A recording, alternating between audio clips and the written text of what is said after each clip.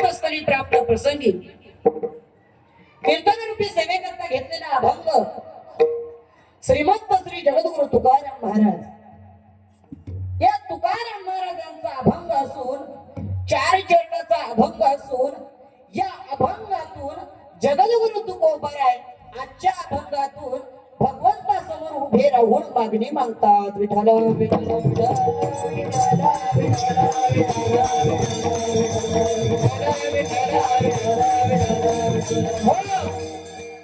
सेवेला सुरुवात करण्यापूर्वी थोडासा परिहार द्यायचा, तो म्हणजे असा की अखिल कोट ब्रह्मांड नायक भगवान पंढरीश पांडुरंग परमात्मा विश्व माऊली ज्ञानोबाराय जगद्गुरु तुकोबाराय स्वानंद सुख निवासी गुरुनाम गुरु सद्गुरु जोग महाराज वमन बाबा सवळाराम बाबा मोहपे बाबा या सर्व संतांच्या महंतांच्या आशीर्वादाने चालू असलेला हा रामकृष्ण हरी विश्वस्त मंडळ पायदिंडी सोहळा शनेश्वर मंदिर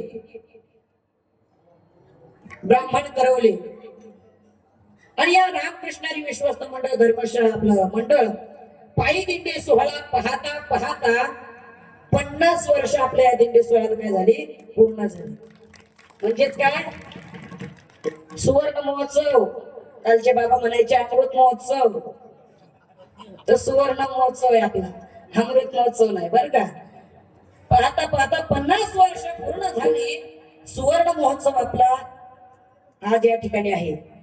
दर मजल करत करत आपण पहिला दिवस मोरबा, दुसरा वारदोली, तिसरा हातमोली, असं करता करता गाव घेत घेत घेत घेत आपण आपल्या काय झालो, गावाला पोहोचलो आणि आपल्या मनाला काय लाभलं, सुख समाधान लाभलं. विठ्ठल विठ्ठल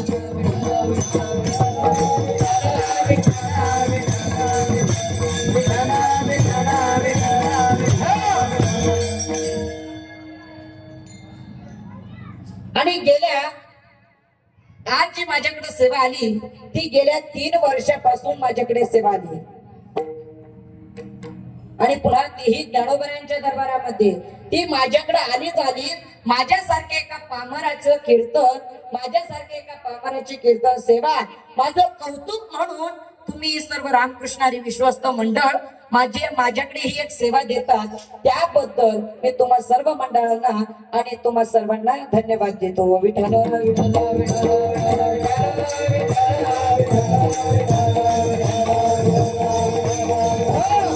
आणि आपल्या पायदिंडीचे सोहळ्याचे मार्गदर्शक असतील बबन महाराज, पुन्हा आपल्या दिंडीचे नेतृत्व अंकुश महाराज असतील, संतोष महाराज असतील, सागर महाराज असतील, या सर्वांनी आता यातलं मेन नाव म्हणजे अंकुश महाराज आहे ना. आपण आपल्या दिंडीचे मृदंगमणी पिंटू महाराज सुद्धा या ठिकाणी आहे. चंद्रकांत महाराज, अंकुश महाराज कामे त्यांचा स्वभाव कशासारखे सांगू का आजी, सांगू. त्यांचा स्वभाव आहे फणसासारखा. बाहेर फणस कसा असतं,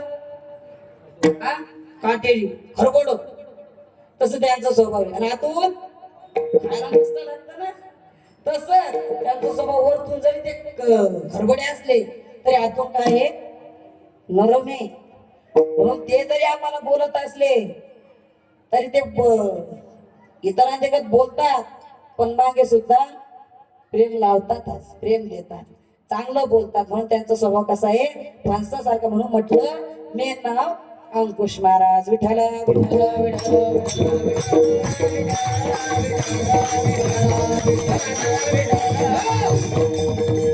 आणि गेल्या 8 दिवस आपण काय चाललो, दिंडीत चालत आहोत आणि आपण या ठिकाणी दशमीला पोहोचलो. गेल्या 8 दिवसामध्ये आमची ही सगळी माळनर्मदा आध्यात्मिक वारकरी शिक्षण संस्थेची मुलं तुमच्या सोबत होती आणि राहणार. गेल्या 8 दिवसामध्ये तुमच्याकडे होती आणि असताना जर आमच्या या आमच्या गुरुबंधूंकडून त्यामुळे या सर्व मुलांकडून जर तुम्हाला काही उलट बोललं गेलं असेल आणि काही चुकी झाली असेल तर मायबापाचं अंतकरण समजून आम्हाला माफ करा, अशी अपेक्षा मी तुम्हा सर्व बाळगतो. कारण तुम्हाला कोणाला एक मुलगा आहे तो 2 मुली आहे, मग तुम्ही काय करा, जो एक मुलगा आहे का त्यातला आम्हाला धरा, म्हणजे 2 मुलं आणि 2 मुली होऊन होऊन जात. पण 2 मुलं येतात आम्हाला, एक घरा म्हणजे तिसरा होऊन जात. म्हणून काही वाईट बोललं गेलं असेल, चुकून शब्द जर आमच्या मुखातून तुम्हाला पडला असेल तर मायबापाचं अंतकरण समजून आम्हाला माफ करा, अशी अपेक्षा मी तुमच्याकडून बाळगतो. विठ्ठल विठ्ठल.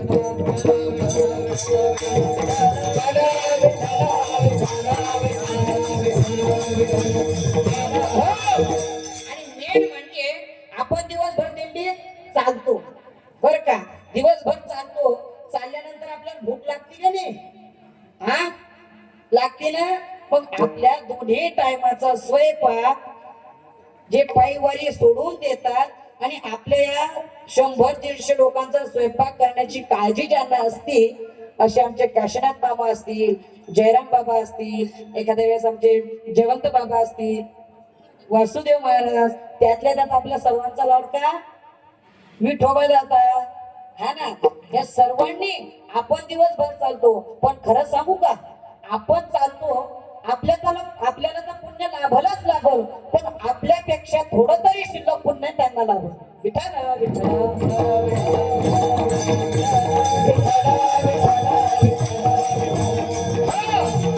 पुन्हा एकदा या सर्व रामकृष्णारी विश्वस्त मंडळ, या सर्व सहकारी कार्यकारी मंडळ, सर्व सचिव, खनिजदार, जे काय असेल, अध्यक्ष, उपाध्यक्ष, या सर्वांना धन्यवाद देतो. तुम्हा सर्वांच्या चरणी नतमस्तक होतो आणि सेवेला सुरुवात करतो. विठ्ठल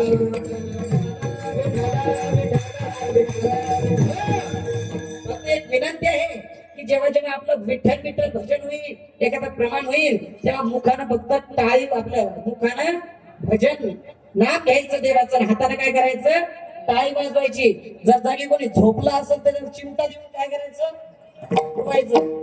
आज एका गावात गेलो आम्ही कीर्तनाला, आणि गेल्याच्या नंतर असे बाबा बसलेले होते. कीर्तन केलं, पण कीर्तन करत असताना ते बाबा जे होते ते नेमकं कीर्तन चालू झालं बरं का अंकुश महाराज, चांगलं कीर्तन चालू झालं, सगळे श्रोते मंडळी आली, नेमकं प्रस्तुत चालू करणार त्या माणसाचं त्याचं काम सुरू झालं. कोणतं? डुकल्या खाणं. त्याला झोप येऊ लागली, आणि झोप यायला लागली, तो महाराजांनी जेव्हा विठाला असं केलं, तो डचकन उठायचा. पुन्हा आपलं व्याख्यान चालू झालं की पुन्हा झोपायचा, घोरायचा. पुन्हा प्रमाणे एखादा चालू झालं, तो डचकायचा, उठायचा. असं करता करता तो दिवस गेला. आणि दुसऱ्या दिवशी मी एका मुलाला म्हटलं, अरे बाळा तू काय कर. म्हटले काय बाबा? अरे बाळा, त्या मंडपामध्ये जे बाबा आहेत ना. म्हटले काय? म्हणे ते बाबा रोज झोपतात रे.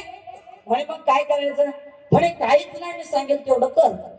मी तुला रोज काय करेल, 1 रुपया देईन. बोलले काय? 1 रुपया. बरोबर, 1 रुपया देईन म्हटले. म्हणे नेमकं काय करायचं महाराज सांगा तसं आहे. म्हणे काहीच अवघड काम नाही. ते बाबा झोपले ना, त्यांना खालून चिमटा घ्यायचा. काय करायचं? खालून चिमटा घ्यायचा. एवढंच बाबा? म्हटले हो एवढंच. बरं, हे हिच्यात माझा पहिला नंबर आहे म्हटले बाबा. बर, मग तो दुसरा दिवस उजाडला, हरिपाठ झाला, कीर्तन झालं. आपलं कीर्तन चालू झालं, आणि कीर्तन चालू झाल्याच्या नंतर कीर्तन मस्त महाराज आले, कीर्तन चालू झालं, व्याख्यान चालू करणार, प्रस्तुत चालू करणार. त्यांनी त्याचा तो धंदा चालू केला. कशाचा? घोरायचा, झोपायचा. आणि नेमकं तो काय तिथं नव्हता बसलेला, ऐन महाराजांच्या समोर बसलेला. मग तो मुलगा बरोबर त्या बाबाच्या शेजारी जाऊन बसला. त्याला मी सांगितलं होतं त्यांना काय करायचं, चिमटा घ्यायचा. त्या बाबांनी ते सुरू केलं घोरणं. ते बाबा डुलके खायला लागले, झोपायला लागले, तेवढे त्यांनी चिमटा घेतला. ते बाबा डचकन उठले.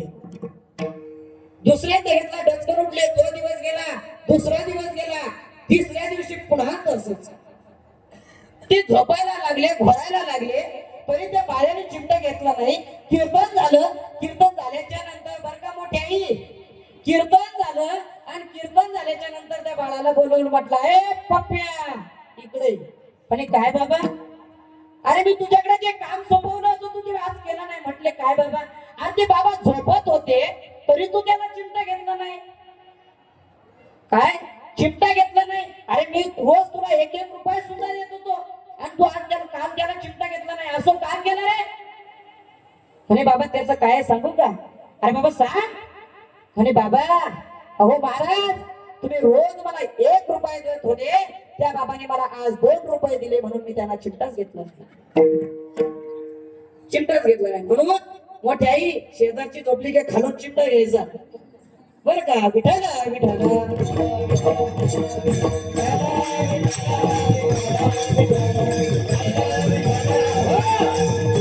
अभंग कुणाचा आहे? तुकाराम महाराजांचा.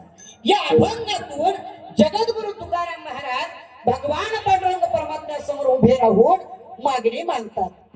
मग तुम्हाला पहिला प्रश्न असा निर्माण होईल की का हो महाराज, जगद्गुरु तुकोबार आहे आणि मागणी हे कस काय बरं? आम्ही जर या गाथ्याचा विचार केला, त्यांच्या अभंगाचा जर विचार केला, तर त्यामध्ये आम्हाला काही अभंग असे आढळून आले की त्या अभंगामध्ये जगद्गुरु तुकाराम महाराज मागणीचा काय करतात? निषेध करतात.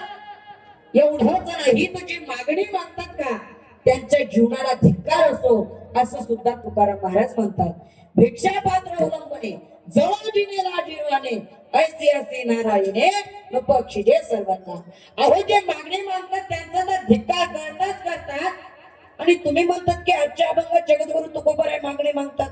हे कसं काय बरं तुकोबाराय आम्हाला सांगा. त्यावेळेला तुकोबाराय आजच्या अभंगामध्ये मागणी मागत असताना मागणी काही संसार